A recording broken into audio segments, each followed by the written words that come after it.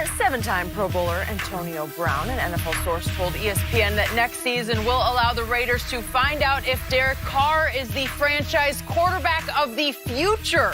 Oakland finished 4-12 last season, and Carr had a career low in touchdown passes. So, Shannon, how sold are you on their quarterback? I've never been sold on Derek Carr. I wasn't sold when he finished high up in the MVP voting for the simple fact I think his peaks are extremely high, but his valleys are way low. And the really great quarterbacks, they don't have that kind of flow. They don't have that ebb and flow to their game like that. He was the year that he was finished high in the MVP.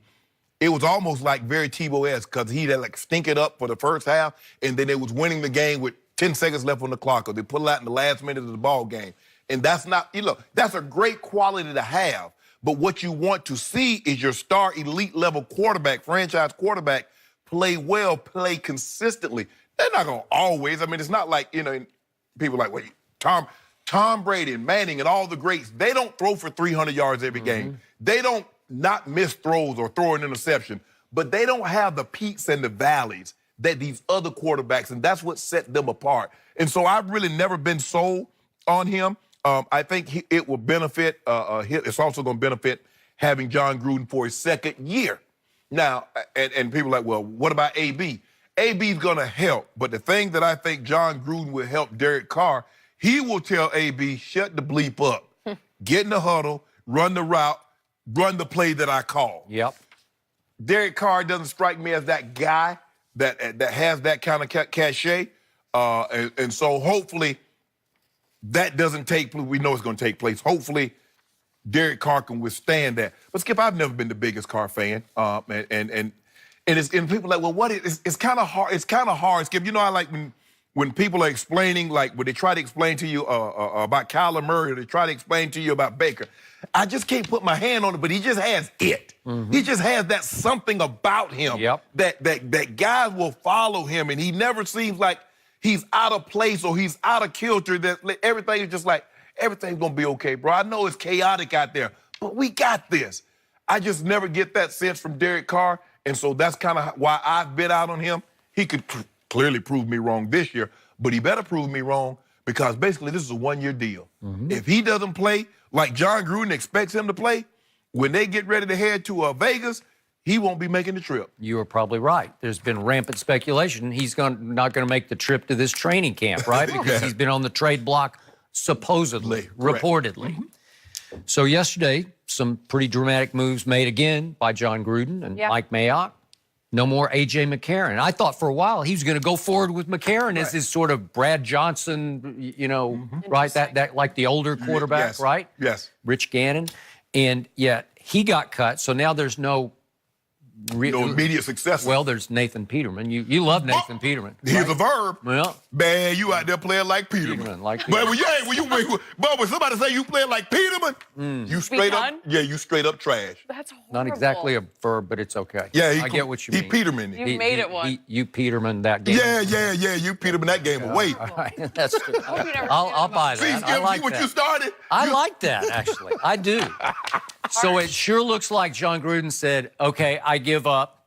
I'm going to give Derek Carr one big shot because he's got some new help. Yeah. He's got some new weapons. I'm a little concerned for Derek Carr because he might not have his old weapon, Jared Cook, who sounds like he's going to go elsewhere. But, Skip, that's what I don't understand. He was their best receiver. He led them in all the categories, all across the boards. Jared Cook. He's one of the better receivers. I guarantee you Aaron Rodgers wish he had him back.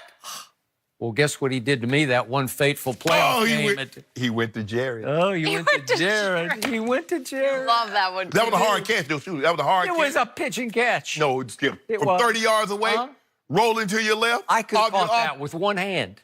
You know what? I believe I could have caught it. Are you comparing yourself to Jared Cook? Yes, I am. In that case, I am. Because I could make that catch just standing flat-footed at the boundary like, oh, here, nobody's around me. That was fourth down. Where's Byron Jones? Skip, that was fourth down. The pressure. The pressure. Yeah. I know. I would definitely re-sign Jerry Cook. Well, that's Jerry Cook with Tyreek Williams and AB?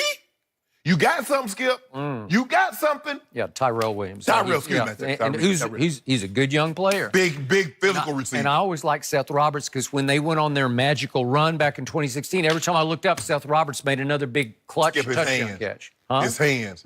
Yeah, his hands are a little suspect. Okay, well, but he makes big catches. But he dropped little catches. He can do that. And so they went and got Tom Brady's blindside protector, right? Trent Brown, installed him at left tackle, gave him a ton of money, probably too much. And moved Miller, who the first round pick, they moved him to right tackle. Okay, all right. So you should say it's pretty much set up. Yes. For Derek Carr to say, here I go, right? But Skip, they weren't that great offensively, but the problem was defense. What are they going to do with that defense? That's what I need to know. They let both safeties go. They don't really have anybody. Remember, they traded Khalil Mack early. They ended up, released Bruce Irving, who's their second best pass rusher.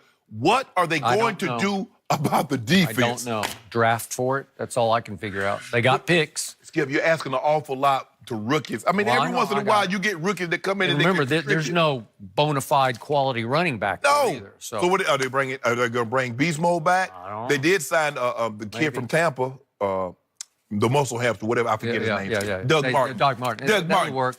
So what are they going to do but Skip that defense? Yeah. Okay, you got all these shiny toys for Derek Carr. You want to evaluate Derek Carr. You still can be, so Derek Carr, scores you 28 points, but your defense gives up 35. Okay. Because you know who's in that division, Skip. My homeboy. Phillip Rivers. Are they going anywhere? You didn't mention your old team. Huh? You know who's in that division, right? Yeah. Yeah, exactly. There was a time you would have mentioned the Orange first. I would have. Right? But Skip, come on, now. bruh. Joe Flacco, really? When did you know teams? When did you notice teams give up on quarterback? Yep. That guy, if that guy becomes available, either he's washed or he's injured. Teams are not giving up. That's the only position. Man, they'll hold on to that guy till the cows come home. Well, you know how I felt about Joe Flacco from the start, and I can't take away from what he did in the postseason, but regular season, he's Fluco. So good luck to you with Fluco next year.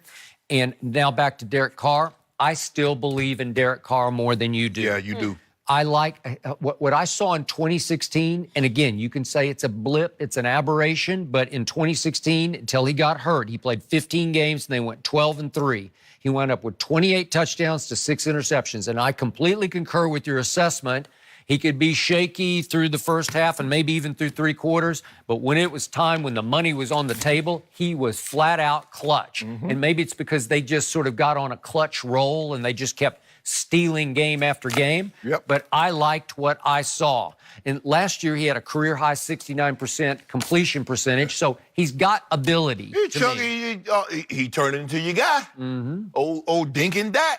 You think so? Everybody fishing around the edge, Skip. You don't get big fish like that. Yeah. When the last time you heard somebody caught a big old giant marlin or a big old white shark fishing around shore fishing? You got to get out to the deep. You got to throw the ball down the field if you want the big plays. Well, I saw him in 2016 casting 70 yards out into the water. Yeah. Some big throws. No, well. He had that guy, Amari Cooper, who's now my guy. Oh, my goodness, Skip. Well, did he not? He had him. Yeah, And then what did you see in 2017?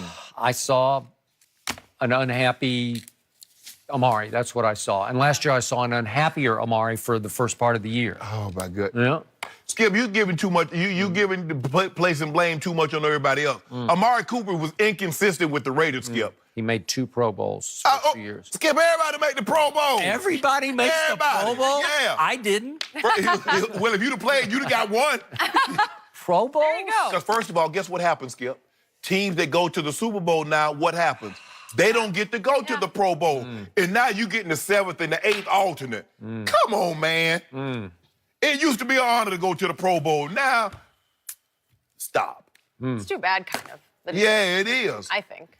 If John Gruden won a Super Bowl with Brad Johnson, he could win one with Derek Carr. Yeah, okay, well, where them 4 Hall of Famers? Because you know Warren Sapp's in the Hall of Fame. They're about to be drafted. That's who they are. And John Lynch is in the top 15. So, and Simeon Rice had over 100 sacks. Simeon Rice was really He good. was really good. Yep. Now, he was a butt to deal with, but that doesn't take away from what he was able to do on the field. He could have been the Super Bowl MVP that day. Rondé Barber. I mean, it's not like John Gruden inherited a loaded team. I mean, Derek Brooks, my friend Derek Brooks, Yeah. you know him well. He continues to make the case that was the greatest defense ever, not Ray Lewis. Man, Brooks, he better stop playing. I know he watching too, because you know he watching. Brooks, he stop playing. Really? You stop playing, Brooks. I think it's at least debatable. They belong in the same conversation. They don't even blame Skip. That team gave up 10 points a game. Okay. 10. They gave over 16 games. They gave up 168 points. And you add up all the rushing yards in 16 games, the team didn't reach 1,000. I promise you, my phone is filling up with the long text right now with stat after stat after stat. From what year was that? 2002? We were 2000. They were 02. 02. Yeah. Yep. Okay. Yep. We had because I was on that team, so I'm a part of it. We had way more shutouts. We shut folks out, knocking people out the game. How many quarterbacks they knock out the game? We knocked a bunch of them out. Did you go both ways that year? Yeah, but stop. I don't know. I don't remember. Maybe it was back in the the prehistoric time when players went both ways. He hates when LeBron says I. When he says me. Now, I said us, we. Now, did you go both ways? I mean, were you on the defense? I didn't remember you making a tackle. Well, you played when players back in the day. No. A long time ago. No, only Dion. That would be very hard to do. Yeah, I prefer when you say us. You don't do it often. Yeah, us. We, the Ravens. We had the greatest defense ever assembled. It was That's what the stats say. Yeah. Although the 85 Bears might have something else to say about it. But they gave up more points. I thought stats don't lie. Okay, well. And actually, the 86 Bears were better than the 85. Those are the teams of the past and a few teams of the future.